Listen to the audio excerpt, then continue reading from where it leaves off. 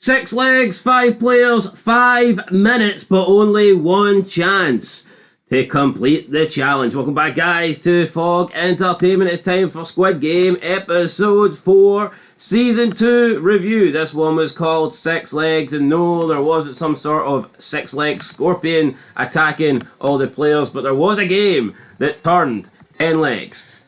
And each one of those legs will be trembling later on in the game. But we do begin this episode with number 1. Alright, we know who number 1 is, but no one else in here knows who number 1 is. We've got a bit of bullying on. We've got Thanos. He's got the painted nails. I mean, he's not the greatest antagonist, right? Let's just put that out there. You look at the big man from Season 1.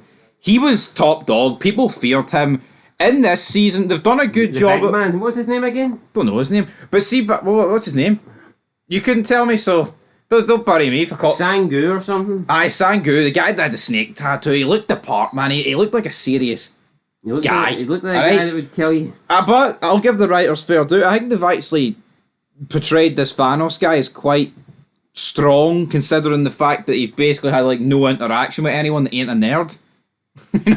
And when you actually when you look at number 1, you look at Gi-Hun and guys like that, the guys that are in the Marine Corps, have they bottled Thanos at any point? Hell no, they haven't had any interaction with him, so they've kept him safe in that regard. But they're bullying the guy, the Bitcoin, you shafted us. I mean, how long are they going to go on at this guy? You know what? I don't think Thanos feels like the antagonist, but I think the reason for that could be the fact that the front man is in there, and they don't want a real bad antagonist in the games because it maybe would overshadow him.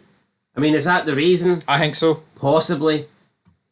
But, I mean, we've seen in the original But does it not make sense, though, to have an antagonist still, even if you are going to turn this guy? Think, like I said, I do believe Thanos is an antagonist. I just don't think he should be the antagonist. We've got that old guy as well, number 100 or whatever.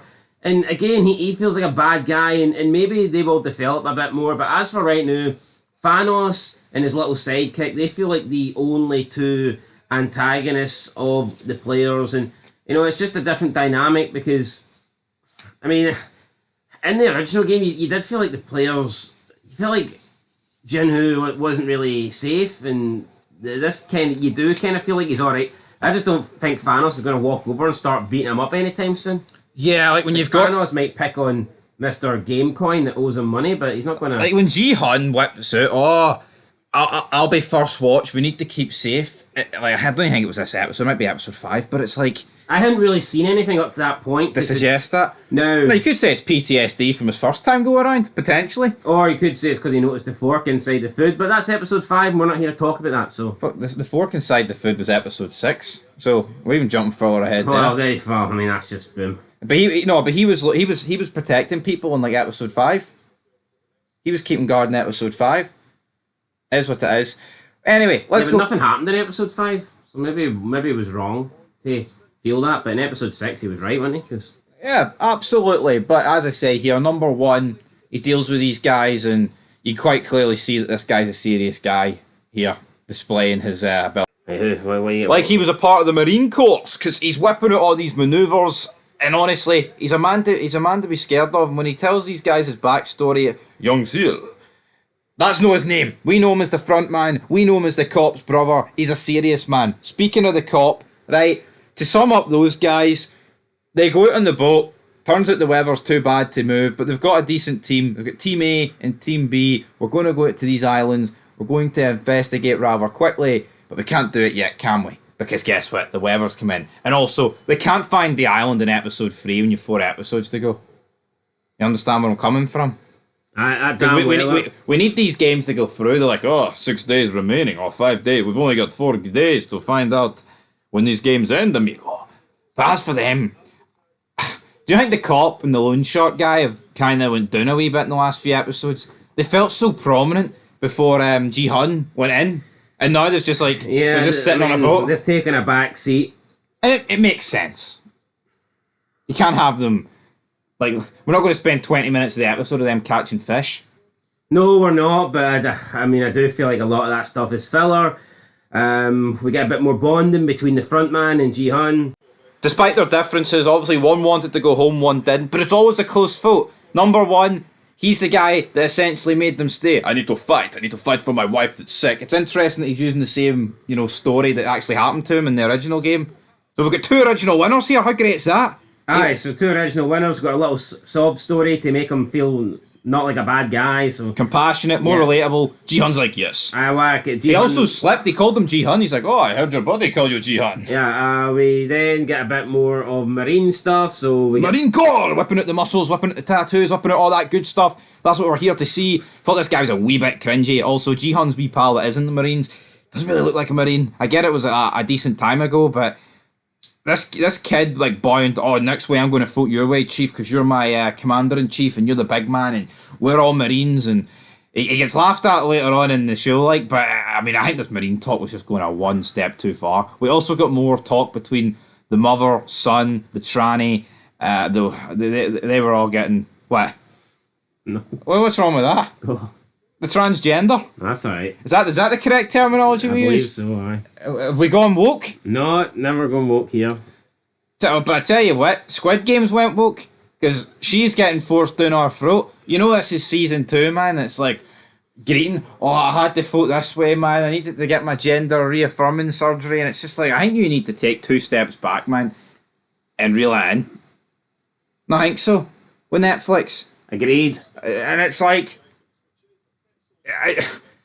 well, why are Netflix doing this? Well, I'll tell you why they're doing it, right? It's 2025, guys, no 2024, but it is fucking ridiculous. Look at the people are in here because they're in debt. Like, their lives are at stake. And she's in here because she wants to change gender. Well, he's in here, whatever it is. He's in here because he wants to change gender. Is it not a ridiculous way to risk your life? Oh, but they didn't know they were risking their life. Well, no, they do now. And they're still risking their life. Aye, well, I mean, that does make a bit of sense, like. Does it? Well, they didn't know the game, so yeah, I mean, you could argue, like, yeah, but they're still even voting to stay. Well, that's the point that I would say is retarded. Also, you've got Mr. 100. Oh, guys, you need to stay because look up. If we make it through the next one, we get out with 300 million won each. And it's like, do you really, though? Because this guy said he's like 10 billion won in debt. Yeah, we worked. I mean, this guy needs to win with less than 5. Well, any more than 4 people that win it alongside him. He's humped. He isn't paying off his debt. Yeah, so I mean, him wanting people to survive should be at the window. Plus, I mean, I can understand Gi-Hun not knowing the first time around, but I think it's pretty obvious, right? This isn't a game where, and I mean, Game 3 proved it, but this isn't a game where all 456 players can win. And you could argue that none of the players would want that because it would only be for, what, 1 million won, and that's worth nothing, really. But, like, the likelihood is, I mean, people are going to die every single round. And so, yeah, there's some games where everybody can make it through, but there's other games where you can only make it through at the expense of somebody else. Yeah. And that's why I just don't, like, see if you're wanting to continue playing, I don't think you can be a good guy. I don't think you can be nice or compassionate or consider yourself to have friends in there because, like Gi-Hun says, like, I think it's in episode 5, it's like, what if the next game we're having to kill each other to survive? It's like, well, that's true. If you're voting to continue, then you are voting knowing that it may come to you having to complete the game at the expense of one of your players that you've been, bonding with over the last few days. So, I mean, I don't think you can continue voting in the game and still be a good guy. I mean, to this point, maybe, but I think after we see in the 3rd game where people are guaranteed to die, then I think after that it becomes, morally you're not a good person if you're continuing to go on. I agree. Gi-Hun then explains how he thinks the next game is going to be the game where, what's that bread they have to lick? I can't remember. It's not the bread. It's like a gin. It's like some sort of cookie. The cookie game, right? So he's like, oh, it'll be a triangle, but then he has a nightmare where it's like the most complicated triangle of all time. And I actually thought they were going to have to draw this. I actually liked this game. Did I enjoy it? But then you can't just repeat the same games, I guess. You do need to spice things up. So when they eventually get there... Well, I think that new shape would have spiced things up, absolutely. But I still thought it was a pretty good scene where they did it in a dream scenario. A hallucination or a dream. So fuck does Gi-Hun? and everyone's looking on, thinking, you know, why the fuck did you tell us to pick that? So no, I mean, I did enjoy that. Yeah, I mean, as for the six legs game, they all had to split up into teams of 5. I mean, game 1 was throwing a rock at another rock. Game 2 was the 5 dice. Game 1's Kadeki or whatever it's called. Game 2 is the rock throwing one. Kadeki, throwing your blue thing and hitting the red thing, and then it flips it. Game 2 is throwing a rock. Game 3 is the dice things. Game 4 the spin top is the spin top, and Game 5 is doing like 5 keep you up essentially. So what would you want? It's the rock or the keep you uppies? The rock. The rock. Yeah, I want the rock as well. But honestly, man, I think the hardest. I wouldn't like to do the first one, the cadet. I don't know, because we've seen Gi-Hun play that in the subway, and he fucking took. He must have took about half an hour. How many attempts did he take? How many times did he get slapped in season 1? A lot. I'll admit, like, see the dice one. That's hard. That's a tough one. You've also got other ones like the spinning top one. That's about technique. If you can't release that, the keep me uppies of the rock throwing, that's for the retards of this world. Aye. Here, what about Ali?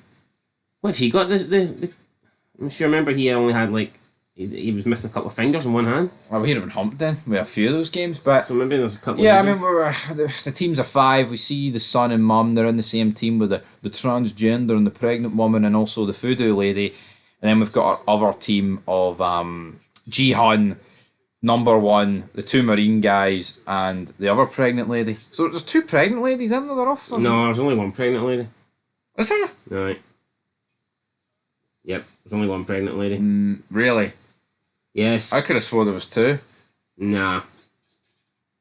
Honestly, I would have bet my life there was 2 pregnant ladies in this game. I'd have been dead. Yeah, you'd have been dead. But essentially, they can't show every group because it wouldn't make any sense. It'd be a bit boring. Yeah, they show the first 2 groups, and then they get to like game 3. Well, the other team, they get up to game 1. They're sweating, man. The guy pisses himself. He finally manages to. He's run out of time. He did it with about 15 seconds. See that rock one? That's easy. Aye, but we've seen that he failed a few times, so, I mean, whatever. Then the 2 ones that they basically show have our main characters, and then yeah, but that's episode 5. Alright, well, here, the main one that they show from this game have our second core main characters, and you've got Dong Yuan and his mother, Ashim, and they're teaming up with Guk Hee and Sung Hung, and I believe the last person was Young Me. Young Me. Aye, I thought she was pregnant though. Nah, not pregnant. Just, but I mean, if she was pregnant, I've missed that. I don't think they would have 2 pregnant people on the show. That to me kind of. But I thought the transgender took her death. Spoiler, extremely. I thought they were so they wanted her to survive because she was pregnant. No, I just think they bonded a wee bit. Although I don't think we really got to see the bonding that much, to be fair. So they're playing their game, and I mean the teamwork's not great. Think of the Korean War. The teamwork's not great, but eventually they do get to the last game, where it is the keep you uppy game, and you got Sung Hun, and she is the one playing it, and she tells her group to turn around. And they do, they look away, but then she turns around to like all the other remaining players, and at this point I think you've got about 200, well over 200 in the room, and she tells them all to look away, and they all look away. Like, why would Thanos look away? Yeah, why would the old guy look away? Because these people are well aware that the more people that die, like the more money they're going to get.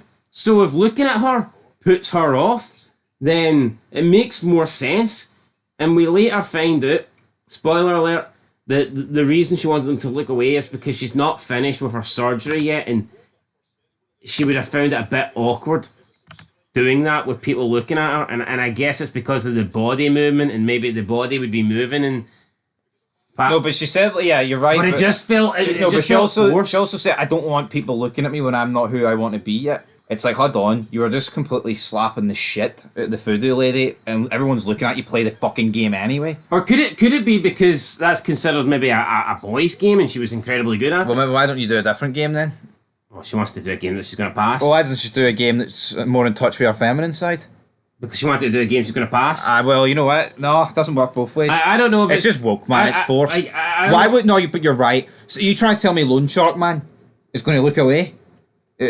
Not Loan Shark Man. The guy. Loan Shark Man's not even in the game, mate. So I don't know. He's not. He can't look. No, you're the snake tattoo man for the first season. Try to tell me he's going to look away? I don't know. It just didn't make any sense to me. What I don't like about these games, the season 2 so far, is like they all just result in someone getting shot by the pink guys. I liked season 1. See the glass bridge. I think that's by far the best game. Aye, because there's like consequences for your numbers as well. Aye. I mean, that's the only game we've really seen where there's not an even playing field. Although you do get the option of picking your number. I know you could argue that the toggle that. I mean, but you could argue that the shape thing as well. I mean, that's not really an even playing field, but you're picking that. You know what I mean? Yeah, I would just love to see the glass bridge game. I think the glass bridge game is game number 1. Would be fantastic. Nah, you couldn't kill that many people off. So it wouldn't be fantastic. No, it could be controlled to a degree. How? Well, because there was like 16 steps. You mean it gets played multiple times? Maybe multiple times. Just played the once. But like an unlimited time limit. But if there's only 16 steps, that means at most only 16 people are dying. That's not really eliminating the amount of people they want. I guess. What do you mean you guess? I mean, that's... How many people were left in there at season 1 though when they played that? There's 16, wasn't it? I'm pretty sure there's 16. So that's when it works. Anyway, I mean, I just think that was the best game. I would like more games like that. I think just them failing and them getting shot, it's a bit all generic, isn't it? I agree, but... But again, I mean, most games, I mean, even season 1 when they had the whole marbles game. Yeah, but up to this point... By the way he got manipulated in season 1, I just fucking remembered that. Indian man. Retard. But up to this point in season 1, the 2 games were very similar. You got shot anyway. Well, red light, green light is literally the same, and then this game that they played here, 6 No, legs. I feel red light, green light, red light is better though because it's by like a sniper. Yeah, but in 6 legs you get killed the same way you do as you with the whole cookie thing. No, you do. So I mean, I don't really see what the difference there is. Anyway, that group complete it. Similar groups don't, and that's pretty much the end of the episode.